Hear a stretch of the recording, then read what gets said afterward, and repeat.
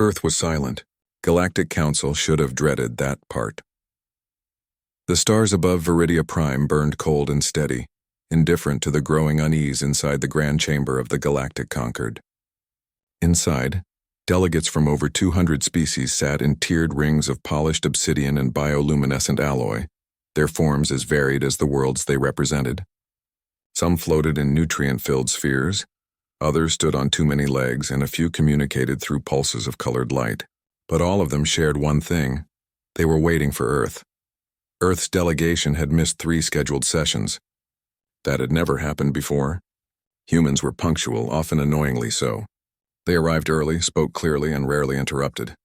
Even during the tense debates over resource allocation or the rights of synthetic beings, Earth's envoy, usually a quiet man named Daniel Shaw, would sit with his hands folded listening, only speaking when necessary. And when he did, others listened. Not because humans were powerful. They weren't, not really. But because they were strange in a way that unsettled even the oldest species. They asked questions no one else thought to ask. They offered help without demanding anything in return. And sometimes they simply vanished for a while, only to return with something new, a cure, a theory, a better way to fold space. But this time they hadn't returned. The silence began 6 standard cycles ago. One day, Earth's comms were active. Routine updates, scientific data bursts, polite acknowledgments of conquered resolutions. The next, nothing. No signals from Sol, no replies to hails. No activity from their orbital stations or lunar outposts. At first, the Conquered assumed a solar flare or a system-wide blackout. Such things happened even to advanced civilizations. But when scans showed no electromagnetic disturbances, no signs of war, and no distress beacons, concern turned to suspicion. Counselor Vex of the Qatari, a tall, slender being with iridescent skin and eyes like liquid mercury, leaned forward in her seat. "We must consider the possibility that Earth has undergone internal collapse," she said, her voice a soft hum that resonated through the chamber's acoustic field. "Their society has always been volatile, emotional. Perhaps they turned on themselves." Commander Jorlin of the Zenthari slammed a clawed fist onto his console. Sparks flew. "Or they are hiding something," he growled. His species valued strength above all else, and weakness, real or perceived, was met with swift action. They withdrew without notice. That is not diplomacy. That is deception. I say we send a scout vessel. If they are hiding weapons, we will find them. A murmur rippled through the chamber. Most members knew the Zenthari saw threats everywhere. But Jorlin wasn't entirely wrong. Earth had always been an enigma. They joined the Conquered only after centuries of isolation, and even then they shared little about their true capabilities. Their ships were slow, their weapons outdated, their colonies sparse. Yet they survived asteroid impacts, climate collapse, and even a brief but brutal civil war in the 22nd century. Every time they rebuilt, every time they came back quieter, smarter, and more determined. Leo Carter sat in the back row far from the main dais.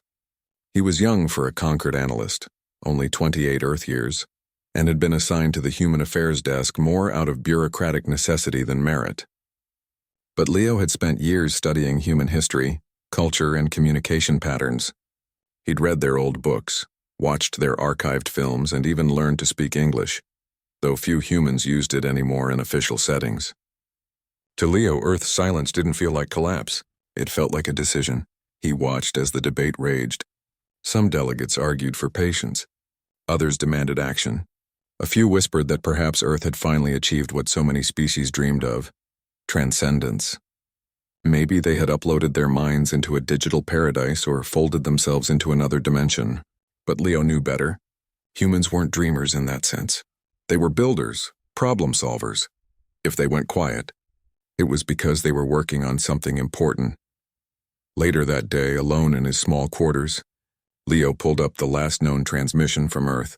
It was a routine data packet sent from the Mars Research Hub, time-stamped just hours before the silence began. On the surface, it looked like ordinary scientific logs: temperature readings, atmospheric samples, mineral surveys. But buried in the metadata, Leo noticed something odd. The packet contained repeated references to Project Aegis, a term he'd never seen before in any Conquered file. He ran a search through every human database the Concord had access to. Nothing. Curious, he dug deeper, cross-referencing old Earth news archives from the pre-conquered era. There, in a dusty digital library from the 24th century, he found a mention. Project Aegis was a theoretical defense initiative proposed after the Titan conflict, when a rogue faction had nearly destroyed Earth's outer colonies. The project was never funded, never built, or so the record said. But what if it had been revived? Leo stared out his window at the twin moons of Viridia Prime, their pale light casting long shadows across the city below. He thought about the way humans always prepared for the worst, even when things seemed peaceful. They built bunkers during times of plenty. They stored seeds in vaults buried in ice. They wrote stories about monsters not to scare themselves, but to remember how to fight them. Earth hadn't gone silent because they were broken. They'd gone silent because they were getting ready, and no one on the Galactic Council seemed to understand what that meant. Outside, the stars remained unchanged, cold, distant, watching. But somewhere, in the quiet dark between Sol and the Oort cloud, something waited, and it was no longer human. Earth was silent. Galactic Council should have dreaded that part. 6 months passed, and Earth remained silent. No signals, no broadcasts, no answers to the dozens of formal hails sent by the Galactic Conquered. At first, many species assumed the humans had simply vanished, wiped out by a plague, a rebellion, or some self-inflicted disaster. But when long-range scans showed cities still lit on Earth's night side, crops growing in neat rows across continents, and orbital traffic moving in slow, steady patterns around Mars and the Moon, that theory fell apart. The humans were still there. They just refused to speak. The Conquered grew restless. Commander Jorlin of the Zenthari pushed harder for action. "Silence is not peace," he declared during a closed session. "It is preparation." His words found support among the more militaristic members. After weeks of debate, the Council authorized a reconnaissance mission. A single Zenthari scout vessel, fast and stealthy, would enter the outer Sol system, gather data, and return. No weapons would be armed. No threats would be made. It was, officially, a peaceful inquiry. The ship launched under the cover of a solar storm near the Viridian border. It carried a mixed crew of Zenthari and one Qatari observer, chosen for their calm judgment. Their orders were clear: observe, record, retreat. Do not provoke. They never made it past the orbit of Neptune. One moment, the ship's sensors showed empty space, the usual cosmic background noise and the faint heat signature of distant ice giants. The next, all systems went dark. Not damaged, just off. Like someone had flipped a switch. The engines died. The lights dimmed. Even the emergency beacons failed to activate. The last transmission received by the Concorde was a single burst of static, followed by 3 seconds of silence. Then nothing. When the ship failed to check in, panic spread. Jorlin demanded a second mission. This time 2 frigates were sent, larger, better shielded, with redundant power cores. They crossed into Sol space with full sensor sweeps and active comms. For 3 days, they reported normal conditions. Then on the 4th day, both ships vanished in the same way. No explosions, no debris, no distress calls. Just gone, the Conquered held an emergency session. Voices rose in anger and fear. Some accused Earth of developing a new kind of weapon. Others whispered that the humans had made a pact with an ancient hidden power. A few even suggested that Earth had become a trap, a lure for the curious and the arrogant. Leo Carter watched the chaos from his usual seat in the back. He hadn't slept in days. Ever since the first ship disappeared, he'd been digging through every scrap of human data the Conquered possessed. He focused on the final weeks before Earth's silence. He found something strange. In those last days, Earth's deep space research stations on Titan, Europa, and the far side of the Moon had downloaded massive amounts of data. Not military files, not weapon schematics, but theoretical physics papers, old science fiction stories, and archived lectures from Earth's universities. One name kept appearing: Dr. Elena Ruiz. She had been a leading researcher in quantum resonance fields before she vanished from public records 2 years before the silence. Her last published paper proposed a way to bend local space-time using harmonic frequencies, effectively creating a quiet zone where energy and matter could be redirected without destruction. The scientific community had dismissed it as fantasy. But what if it wasn't? Leo pulled up the logs from the missing Zenthari ships. Right before they went dark, Their sensors had detected a faint ripple in subspace, a vibration so subtle it was almost noise. But it matched the frequency patterns described in Ruiz's paper. His hands shook as he compiled his findings. He requested an urgent audience with the Council's Science Directorate. They ignored him. He was too young, too human-obsessed, too insignificant. But Leo didn't give up. He found a sympathetic ear in Counselor Vex. She agreed to review his report in private. That night, in her quarters lined with living coral walls, Vex listened as Leo explained his theory. Earth didn't build a weapon, he said, his voice low but steady. They built a shield, not to block attacks but to make attacks impossible. Their system doesn't destroy ships, it just turns them off. Like unplugging a lamp. Vex tilted her head, her mercury eyes narrowing. And how would they power such a thing? The moon, Leo said. Look at the thermal scans from the last year. The far side is hotter than it should be. Not from volcanoes or impacts, from energy output. They've turned it into a generator. Vex was silent for a long time. Then she said, If this is true, Earth is more advanced than we ever believed. It's worse than that, Leo replied. They didn't want us to know. They went silent to finish it in peace. And now that it's done, they don't need to talk anymore. 2 days later, against all protocol, the Concord sent a third mission. This time a full frigate, Xanthari again, but with Qatari oversight. They were told to stay beyond the orbit of Uranus, use passive sensors only, and retreat at the first sign of anomaly. They didn't listen. Driven by pride and fear, the frigate's captain pushed deeper past Saturn toward the asteroid belt. There, the ship's logs showed a sudden spike in background radiation, then a drop to absolute zero. All systems failed. The ship drifted dead in space, but this time, something different happened. Instead of vanishing, the frigate was found 3 days later, towed gently to a stable orbit just outside Neptune's ring system. Its crew was alive, unharmed, confused. Their ship's systems rebooted as if nothing had happened. When questioned, they reported no enemy contact, no weapons fire, no boarding. Only a strange hum like a lullaby, right before everything went dark. The message was clear. Earth could have destroyed them, but they chose not to. Back on Viridia Prime, the mood shifted from anger to dread. Even Jorlin fell silent. Leo sat alone in his room, staring at a star map of the Sol system. He knew what came next. The Concord would either back down or make a terrible mistake. And Earth, hidden behind its silent shield, would be ready either way.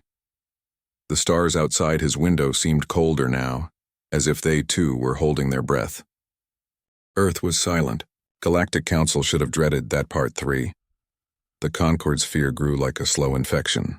After the frigate was returned, unharmed, untouched, yet utterly humiliated, many species began to whisper that Earth was no longer just a member of the galaxy. It had become something else, something beyond understanding. Counselor Vex called for restraint, urging the assembly to study, not strike. But Commander Jorlin's voice grew louder, fed by shame and the need to prove Xanthari's strength. They toy with us like children, he snarled during a heated session. We must show them we are not afraid. Leo Carter watched from the shadows, his report still ignored by most. He knew the truth was worse than anyone imagined. Earth hadn't just built a shield. They had reshaped their entire world into a fortress. Using old data and new observations, Leo pieced together what the humans had done. The moon was no longer a rock in the sky. It was hollow. Inside, vast shipyards hummed with activity, building vessels unlike anything in the Concord's databases. These ships had no weapons ports, no visible engines, no communication arrays. They moved without exhaust trails, turned without inertia, and vanished from sensors the moment they chose to. Worse, Earth itself was wrapped in a field of folded space, a bubble of quiet reality that bent light, energy, and even thought. Scans bounced off it like rain off glass. Probes sent into it simply stopped transmitting, not because they were destroyed, but because they were no longer in the same universe. It was as if Earth had stepped slightly out of sync with the rest of existence. Leo tried again to speak. This time he went to the Science Directorate with hard evidence: thermal anomalies from lunar craters, gravitational ripples near Earth's poles, and strange energy echoes that matched no known technology. One elderly Qatari scientist named Mira listened.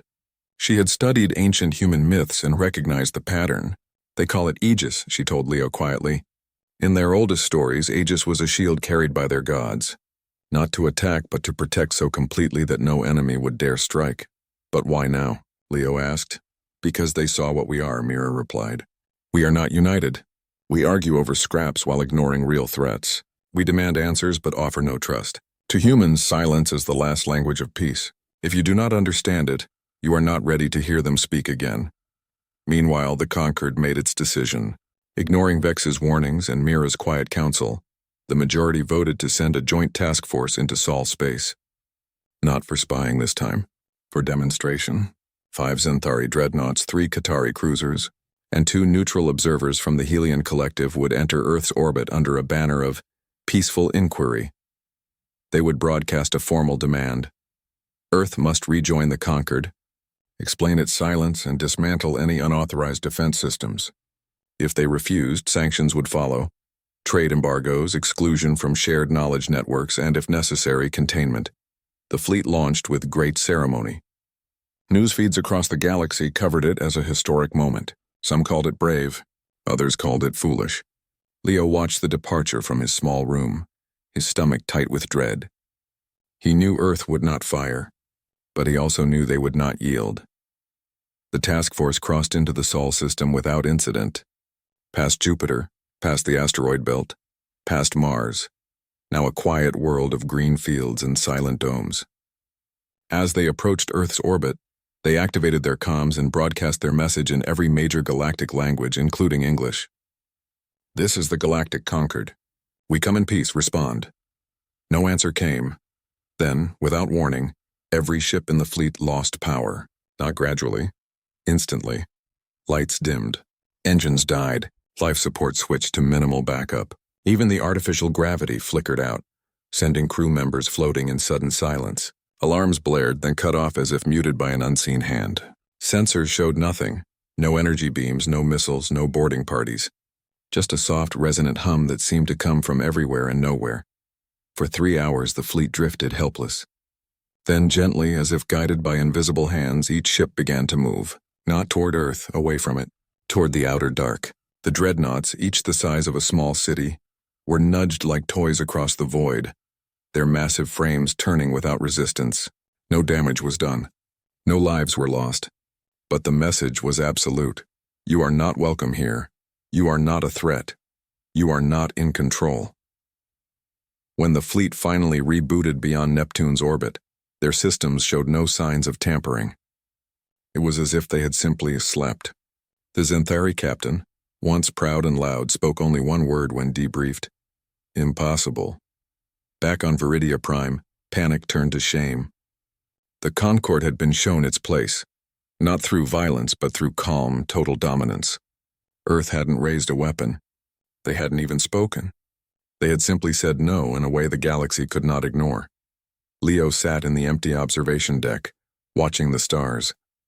He thought about the humans he'd read about, the ones who built libraries after wars, who planted trees in bomb craters, who sent messages of peace into the void long before anyone answered. They hadn't changed. They had just stopped pretending they needed permission to survive. Project Aegis wasn't a weapon. It was a promise. A promise that Earth would never again be at the mercy of others, that they would protect not just themselves but the very idea of peace, even if it meant standing alone in silence. And now, the galaxy had to decide. Would they respect that silence? Or keep testing it until it broke? The stars offered no answer, only quiet. Earth was silent. Galactic Council should have dreaded that. Part 4, the return of the task force, broke something inside the Galactic Conquered. It wasn't just the loss of pride. It was the realization that Earth held power beyond comprehension, and chose not to use it cruelly. That was more terrifying than any weapon. The Xanthari demanded war. The Qatari called for immediate diplomacy. Smaller species whispered about leaving the Conquered altogether, fearing they would be caught in a conflict they could not win. The chamber, once a place of order, became a storm of voices, none of them sure what to do next.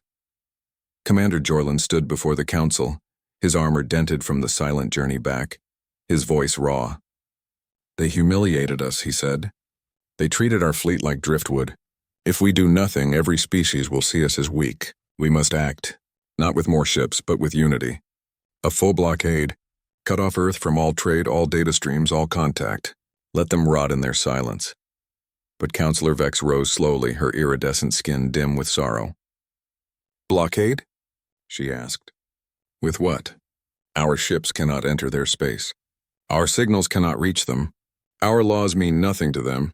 A blockade is a threat only if the other side cares. Earth has shown us they do not. The room fell quiet. She was right. Earth had not asked for resources. They had not begged for aid.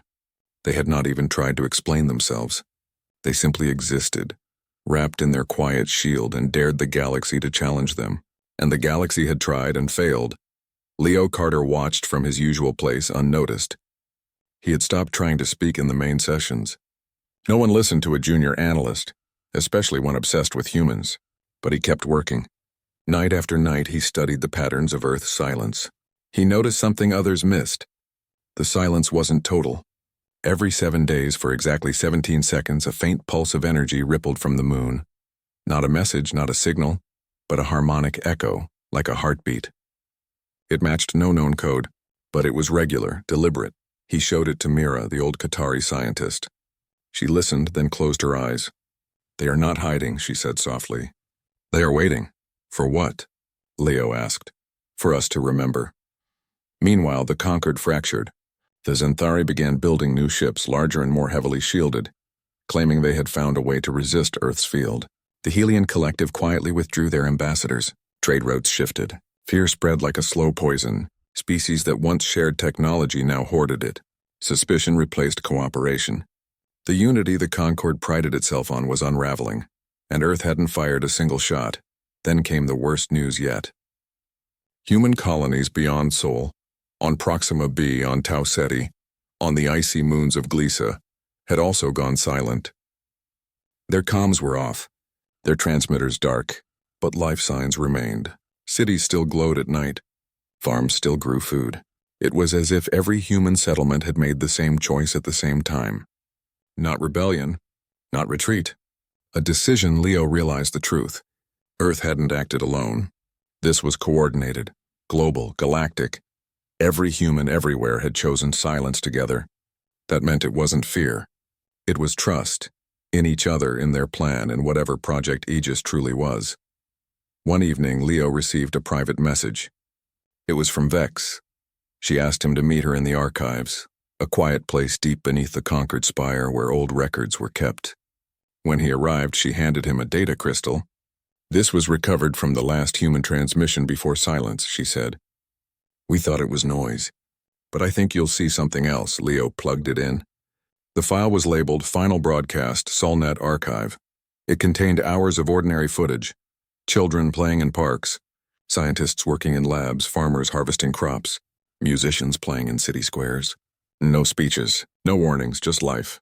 At the very end, a woman stood on a hill overlooking a quiet ocean. She wore simple clothes, her hair gray, her eyes calm. She didn't speak. She just looked at the camera, smiled faintly, and turned to watch the sunset. The feed cut to black. That's Clara Hayes, Leo whispered. He knew her name from old Earth records. She had been a teacher, then a community leader, then a quiet voice in Earth's global council. Never famous, never loud, just present. Vex nodded. They didn't send us threats. They sent us memories. The meaning settled over Leo like a heavy blanket. Earth wasn't preparing for war. They were protecting peace, the kind of peace that only exists when you are strong enough not to need enemies. Back in the chamber, Jorlin made his final push. He convinced enough members to approve a show of unity. A massive fleet, the largest ever assembled, would enter Sol space together. Not to attack, not to spy, but to stand at Earth's doorstep and demand an answer. If Earth remained silent, the Conquered would declare them a rogue entity and sever all ties forever. Leo tried to speak one last time.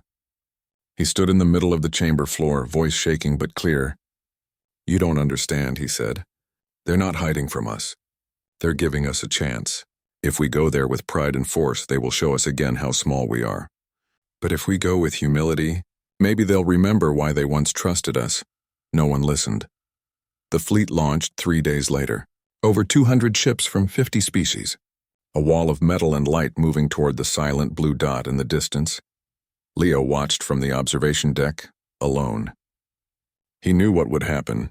Earth would not speak, but it would answer. Earth was silent. Galactic Council should have dreaded that Part 5. The great fleet moved through the void like a storm of steel and fire, 200 ships from 50 species, their hulls gleaming under the distant sun. They carried no weapons aimed at Earth, but their presence was a threat all the same. They came not to destroy, but to demand, to force an answer from the silent world that had humbled them again and again.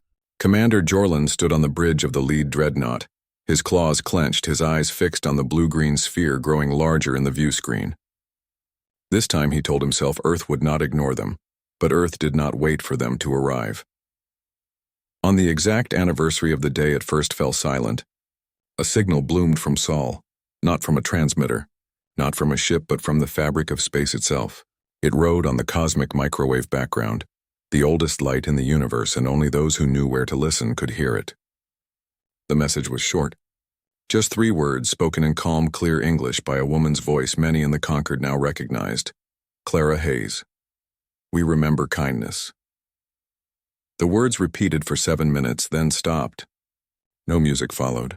No images, no demands. Just those 3 words echoing across the stars like a question. On the bridge of the Zenthari flagship, Jorlin froze. He had expected defiance, maybe even a counterattack. Not this, not a whisper from a teacher on a quiet hill. Around him his crew stood silent, confused. Even the machines seemed to pause as if listening.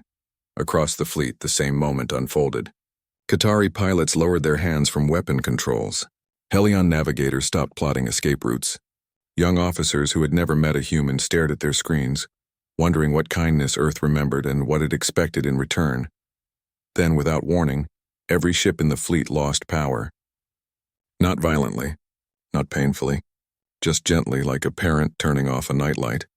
Engines hummed to a stop. Lights dimmed to a soft glow. Artificial gravity softened until everyone floated, weightless in the quiet dark. Alarms did not sound. Panic did not rise. Instead, a strange calm filled the air. A hum, low and steady, like the sound of wind through tall grass. For the first time, the fleet saw Earth not as a target, but as a home. Through their dead sensors, their eyes alone showed them the truth. The planet below was alive. Green forests stretched across continents. Rivers wound through valleys. Cities glowed with warm golden light.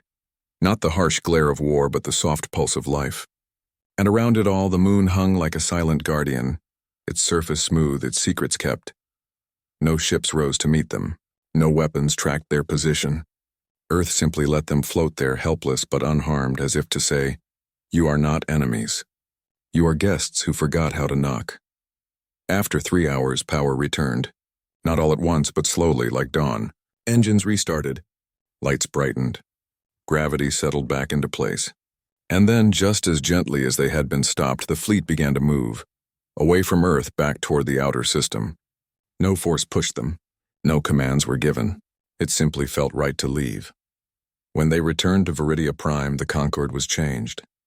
The shouting had stopped. The fear had cooled. In its place was something rare, humility. Even Jorlin did not speak of war. He sat in his quarters for days, replaying those 3 words over and over. We remember kindness. What had Earth seen in the early days of contact? A Zenthari medic saving human children during the asteroid crisis on Ceres. A Qatari scholar sharing star maps that helped Earth find clean water on Mars. A Helion trader giving extra fuel to a broken-down human freighter. Asking for nothing in return, Earth remembered. And now, it was asking if the galaxy remembered too. Leo Carter stood on the observation deck watching the twin moons rise. He knew Earth would not speak again soon. They had said all they needed to say. The rest was up to the rest of them. In the weeks that followed, the Concorde did something it had never done before. It voted not on punishment, not on power, but on peace. They passed a resolution honoring Earth's right to silence. They reopened old aid channels to human colonies, not as a demand, but as an offering. They even began teaching young diplomats about human history, not as a curiosity, but as a lesson in restraint, resilience, and quiet strength. No one knew if Earth heard them. No signals came back. But sometimes, late at night, Deep space monitors picked up that same 17-second pulse from the moon, the soft, steady beat that Leo had first noticed. And now, when they heard it, they did not call it a mystery. They called it a promise. The galaxy had learned the hardest truth: silence is not weakness. It is the sound of a world that no longer needs to prove itself. And Earth, wrapped in its shield of folded stars, waited, not for war, not for surrender, but for the day when kindness would be enough again. The stars burned on, quiet and patient, and for the first time in a long time the galaxy listened,